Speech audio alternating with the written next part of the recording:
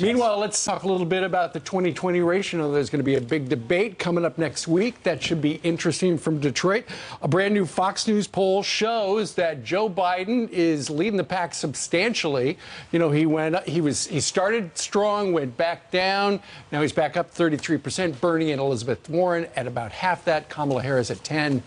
And when you look where he was just about a month ago, you know what? Joe Biden is holding steady at about a third of the people who were. Yeah, I mean, to me, that says a couple of things. One, that his name ID and ability to raise money is still important. But more importantly, the Democrats really want to beat President Trump. That's the number one issue. That's the number one issue for them. So if you believe Joe Biden's the best guy to do that, you're still in his camp. Now, he didn't really add, he stayed straight. This is a national poll, too, by the way, not as important as the early states. Right. But if you look at Kamala Harris, Elizabeth Warren, and Bernie Sanders, who are all left-wingers, they all gained support as well. Them together, they beat Joe Biden because the real energy is the left. So early on this poll, but it is a good sign for a fledgling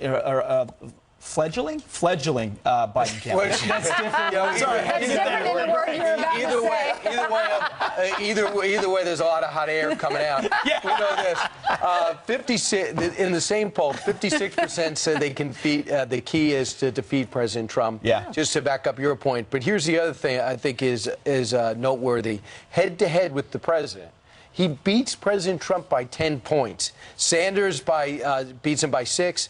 Warren and Harris basically flat-footed tie. Early, barely by it. Doesn't matter. I mean, I still think Joe Biden has to go through the meat grinder of all these debates. By the way, I'll be in Detroit those 2 nights, and for you guys at a diner the next morning. Oh, so we'll get a first-hand account Joe of Biden what says gloves are coming off, though. What was the phrase that he used? He said basically this next debate. He's going to be as nice.